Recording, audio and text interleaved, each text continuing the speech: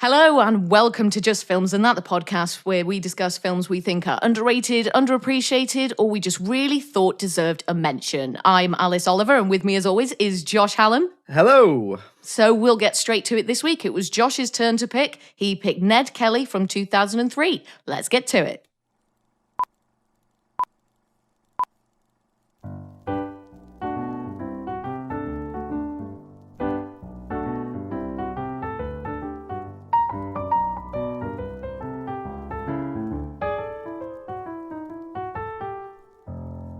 So, Josh, you picked this week's film, Ned Kelly, from 2003. So, spoiler warnings for that if you haven't seen it. So, what is it about and why did you pick it?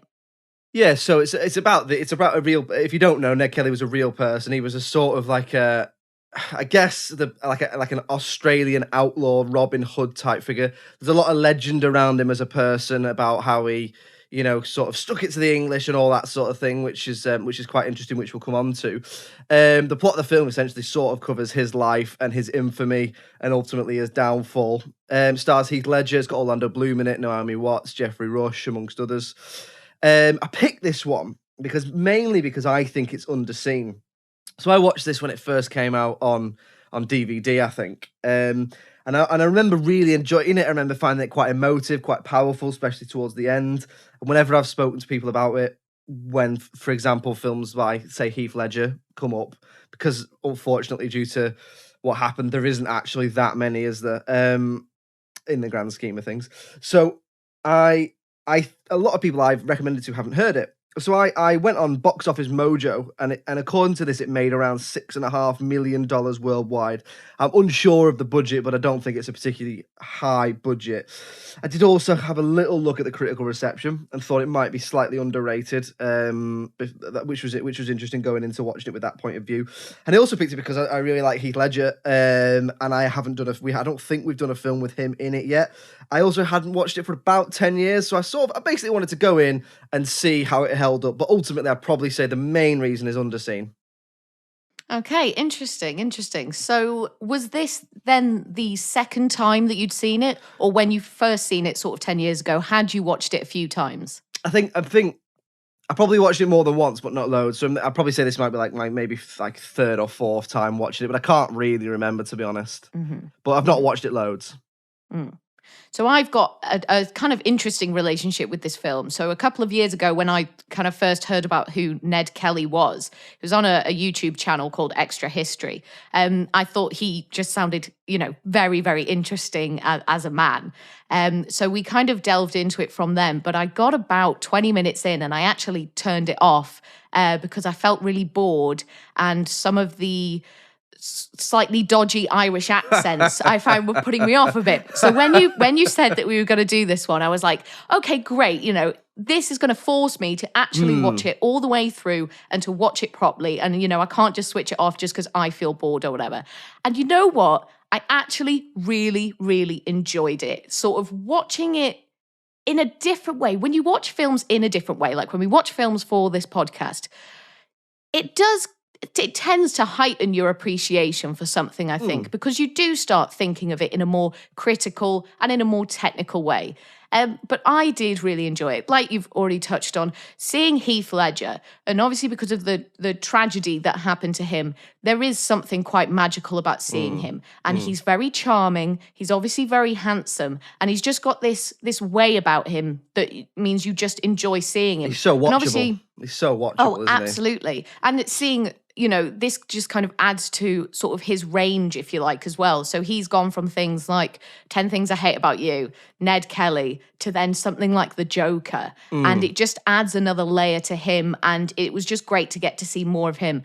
But yeah, the cast in general was really impressive. Or Orlando Bloom, very young. Emily Browning was in there as well. Very, very young, isn't she? But yeah. She's in it. Joel Edgerton, Jeffrey Rush. Yep. Like you say, there's loads. Kerry Condon plays one of the sisters. It's a great cast because it's an Australian film, right? It's not. I don't think it's a Hollywood film. No, I think it's an Australian film. But it's interesting you say that because we always go into every film with the point of view of we're always going to try and find something good and something bad, or not necessarily bad. You know, things we liked, and things we didn't like. You always try and be as balanced, and I suppose we do try and be as kind as we can, even to films we haven't particularly enjoyed. See, Speed 2. And Ah, not on All Dogs Go to Heaven. yeah.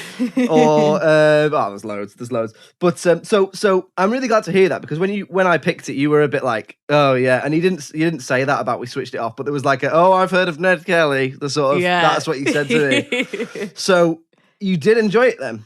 I did enjoy it. I thought it was like very adventurous. Obviously Ned Kelly as a character is very interesting. So he is the hero of the story whilst being a villain and whilst being a criminal. And that's always quite fun to watch, especially because he is so likable. And I think part of the lore of Ned Kelly is that he was quite likable and he was quite charming to the people he met. And he sort of had people rooting for him because he was like, like you said before, sticking it to the British and just kind of like, throwing off the shackles of the man and all this. So you are kind of rooting for him for that. And then away from the story, I thought visually it was really interesting. Obviously, you've got these sort of huge, like sprawling landscapes. I assumed it was filmed in Australia. I think so. But you say, Yeah. like you say, there's some really, you see a lot of different sides of Australia or the landscape in it. I mean, I've never been, but you see the vast, empty, sort of sparse desert, and you get a really good feel. So when there's a scene where they're sort of stranded in a desert, aren't they, or on the edge of a desert, and it's quite a gruesome scene where again.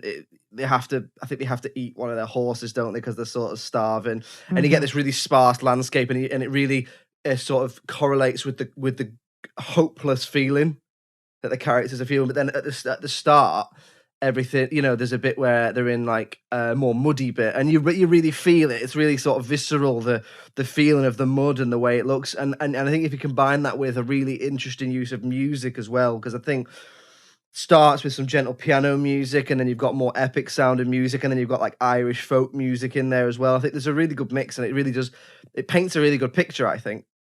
Oh, yeah, certainly lots going on with the music as well. That was something that I did make note of, just like a great array of different kind of emotive music going on and from different sources as well, because, sometimes they'd be in a bar and, sometimes people would be dancing and, sometimes it was diegetic, sometimes it was non-diegetic. So it was a really nice mix.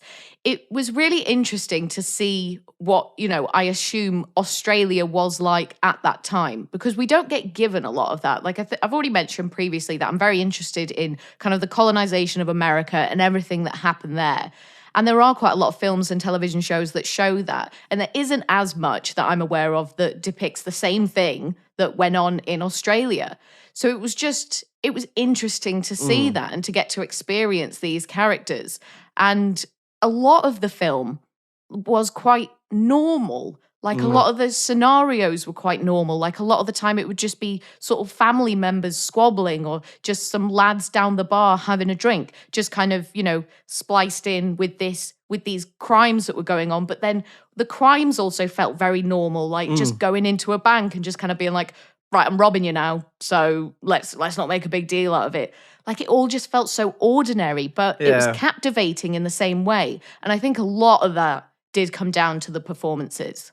Yeah, well, let's get on to that, because I think we've already mentioned it's got a great cast. I think there's some really good performances in there. We'll come on to the accents later, but we've already mentioned it there. Heath Ledger gives a really good central leading performance. I think, like we've already said, he's very watchable, he's very charismatic, but I think he's quite good at portraying different aspects of Ned Kelly, from the way he can be sort of quite stoic and wily and fearless, to then also being a moralistic man on a mission, a leader of a group of sort of younger guys. I mean, I think one of the things I do like about the film, and it comes from the script as well as the performances, is that it's not absolutely saying that Ned Kelly was a perfect man. He is, regardless of how you feel about it, there's good and bad in what he did. He does kill people, whether it's sort of by accident or mistake, and it's not holding him up as this sort of morally pure hero, so to speak. It's very much a man who's trying to get something done and clear his name. But no, I really enjoyed Heath Ledger's performance. I mean, he was a fantastic actor. I mean, I think we only really scratched the surface of what he could have gone on and done, because obviously, unfortunately, he passed away before he was even 30.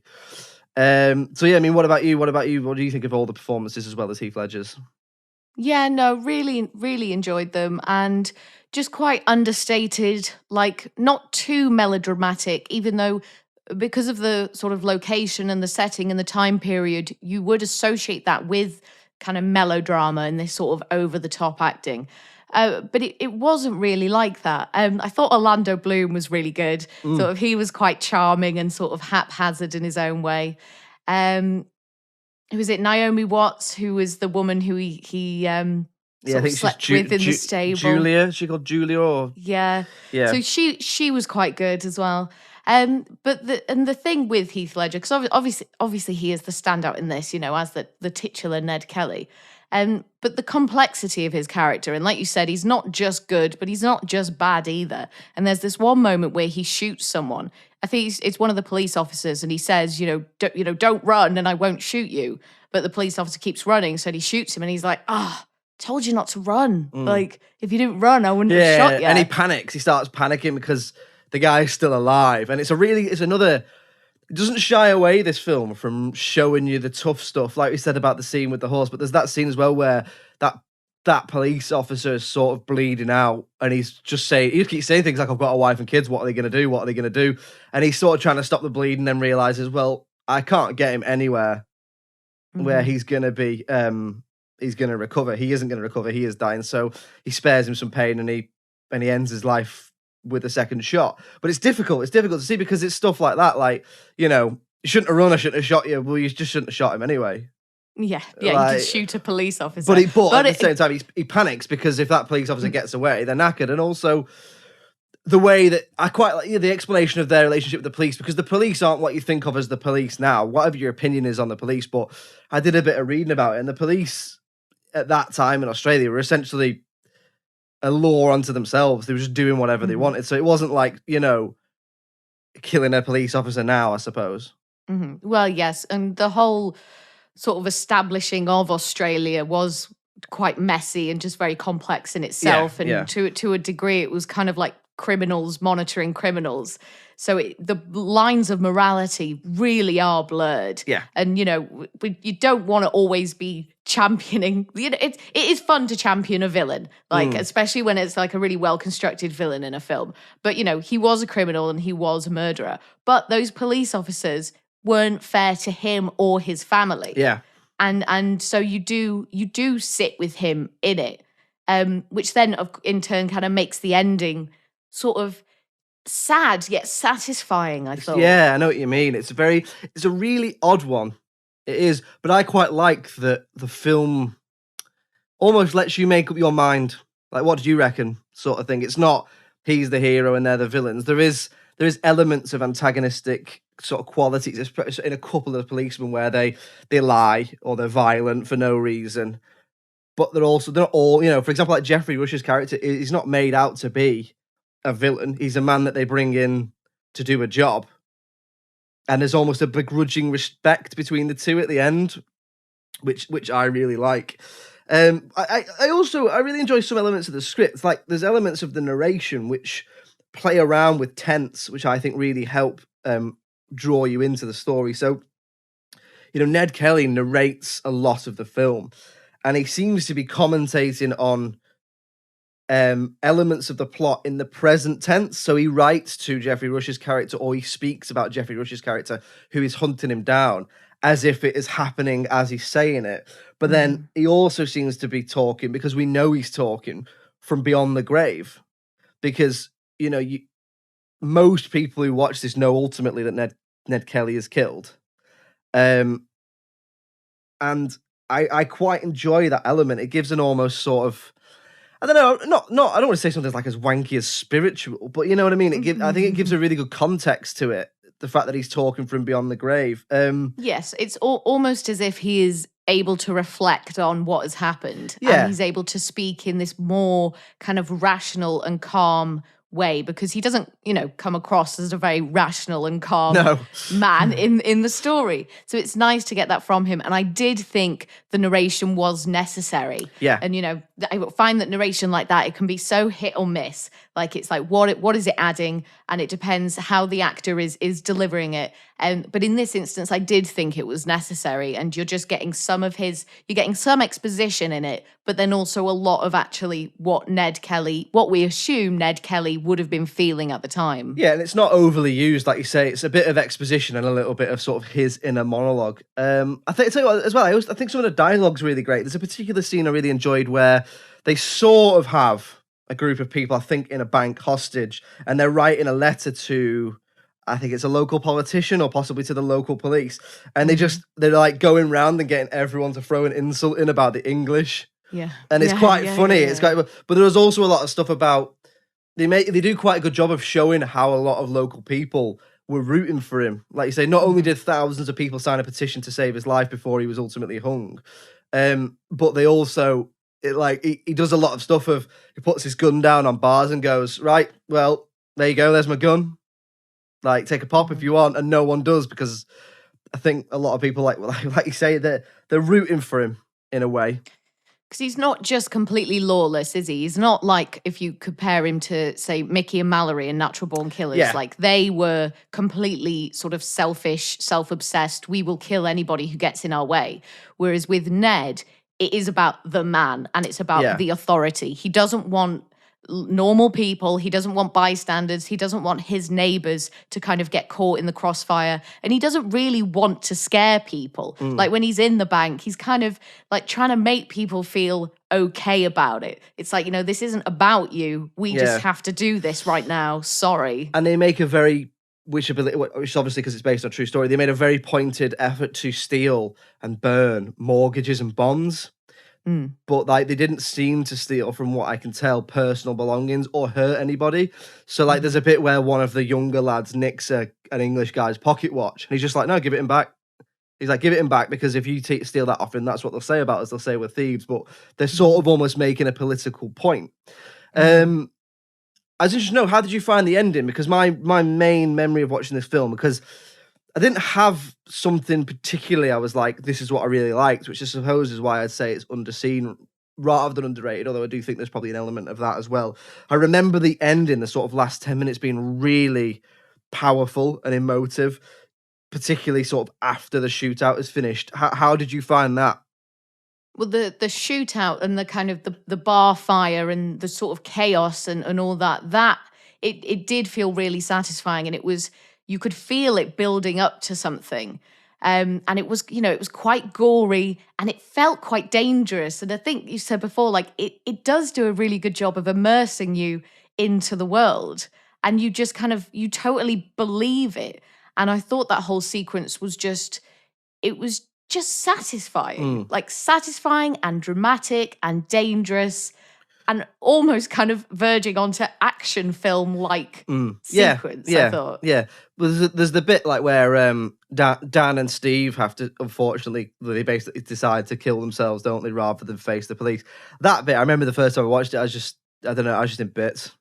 Because it's like the realization. They're so young as well. Like, you realize, or you don't realize, it's really powerful at the end when you realize he's 25.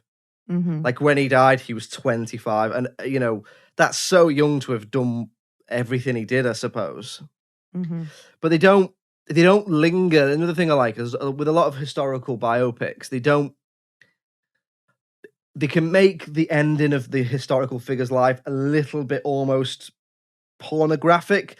Like, if you look at something like Braveheart, they make a real deal out of the way he was executed, and it's not that that's a problem. It does sort of fit in Braveheart, and I mean, the fact that Braveheart did so well speaks for itself. But I quite like that in this, he gets taken off to be executed, but you don't see it. They don't linger on it, and I like that. I like that he's wounded. He has a sort of begrudging to and fro with Jeffrey Rush's character, where he keeps his sash, and then that's it. And then they make a point of just saying, all these people asked for a pardon. He didn't get one. He was executed. He was 25. And I think that's quite powerful to be like, wow.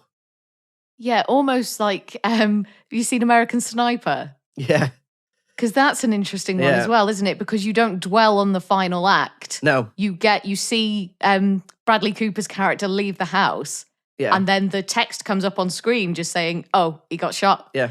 And that in itself it's like, it's the one instance where tell, don't show has much more of an impact it's on weird, the audience. Isn't it? It's weird how that works. But I think it's almost a case of a director going, a historical figure's life is not their death.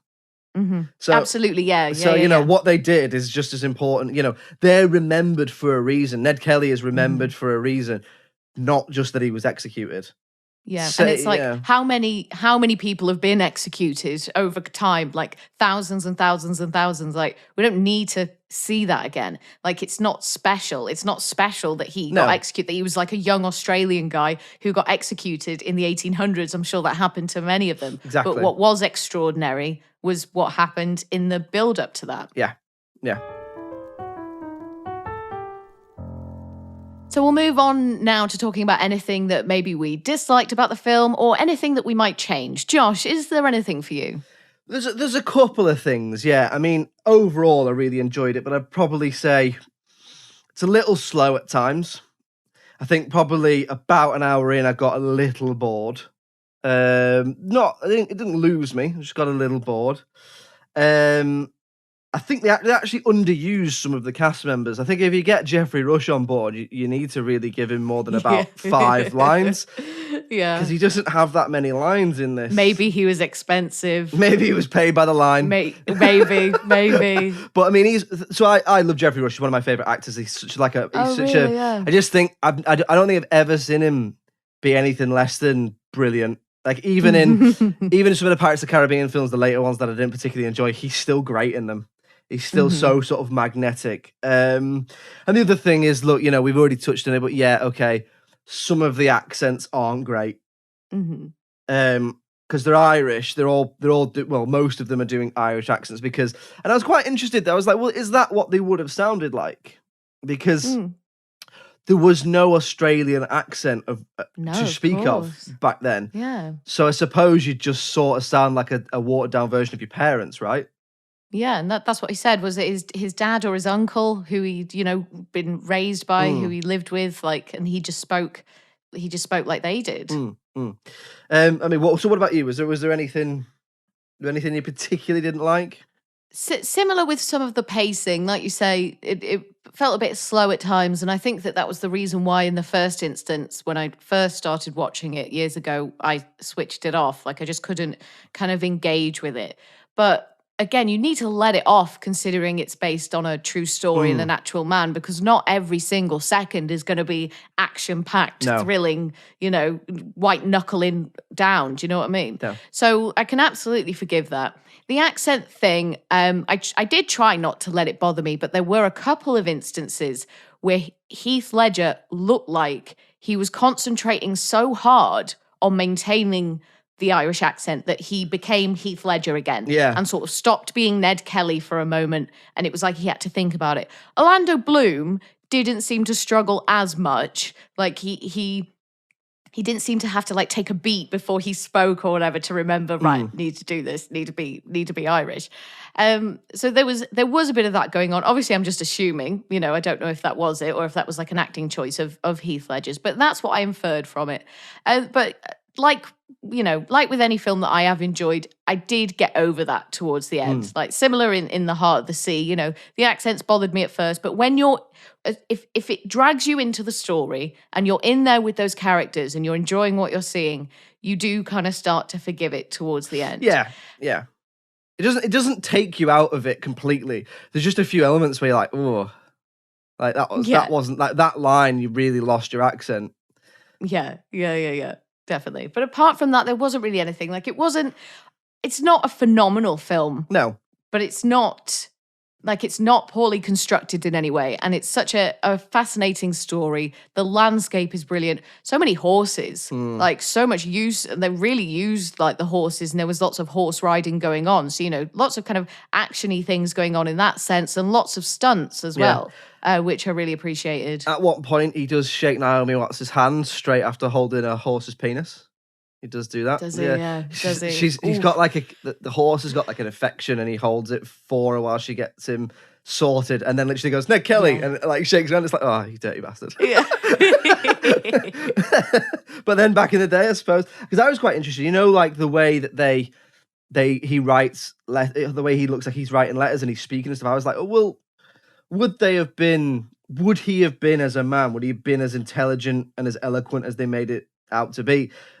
Not in any way to cast aspersions, but you think about back in the day when there wasn't like a set schooling system and not everyone could read and write and that sort of thing. But I read a little bit about it. But you can read letters that he has written, and he did speak quite a lot like that. Like his pattern of speech and his sort of vocabulary and stuff were very much like that. So I found that quite interesting.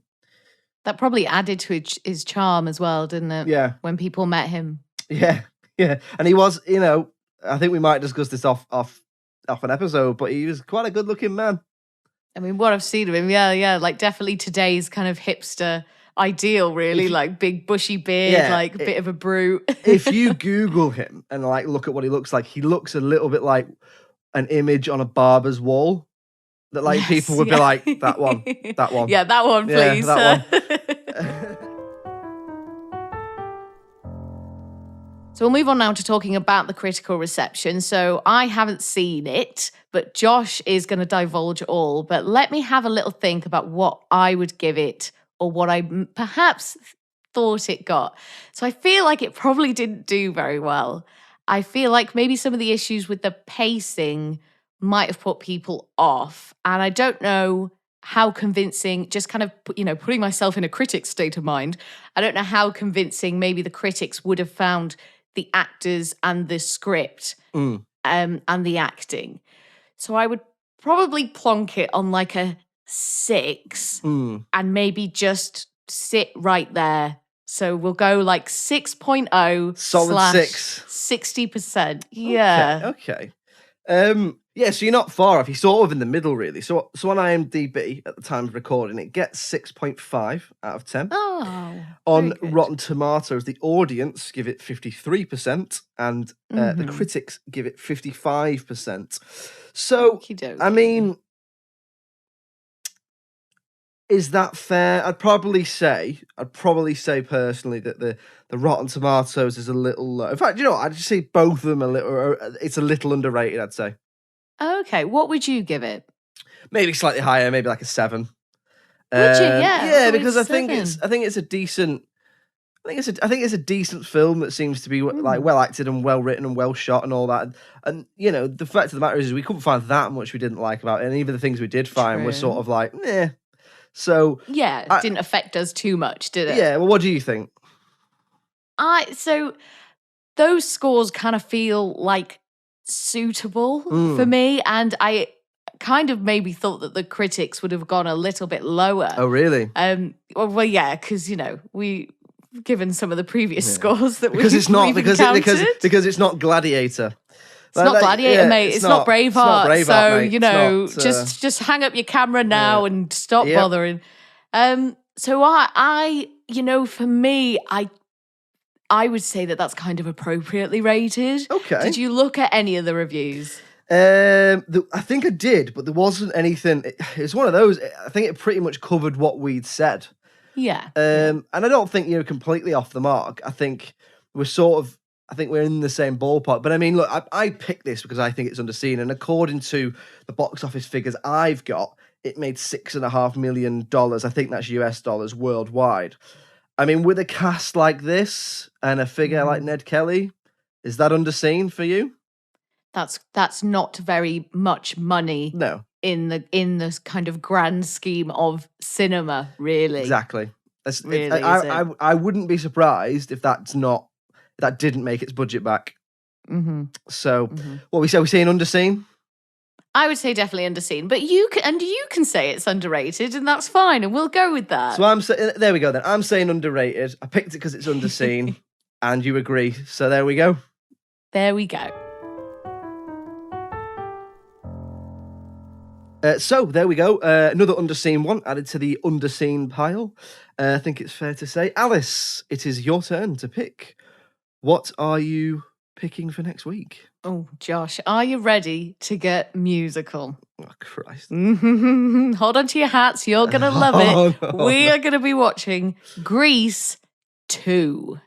Oh, fucking hell. I reckon you're going to love it. Is that a joke? It's absolutely not a joke. We will be watching the Grease sequel starring Michelle Pfeiffer. I'm very looking forward to it. Are going to be a pair of cool riders. Indeed. See, you know the words. So in that case, join us next week, if you dare, for us to watch Grease 2. If you want to subject yourself to it in the meantime, if you want to watch it, then I'm sure you can get hold of it somewhere. I'm sure they've not buried the last copy. No, I digress. I'm looking forward to talking about it with you. So, in the meantime, if you want to get in touch with us, it's filmsandthatpod@gmail.com. We're on all the social medias. We're even on TikTok because we're down with the kids. Check us out. Just Films and That Pod on all the social medias. Search for us and we're there. Please do make sure you subscribe because then the episodes will just appear in your feed. And if you get a little minute and you could give us a little 5-star rating on the iTunes Apple Podcast Store, that would be very much appreciated. Alice Oliver, thanks for joining me as ever. Thank you so much, Josh. Pleasure as always. And it's goodbye from me. Bye.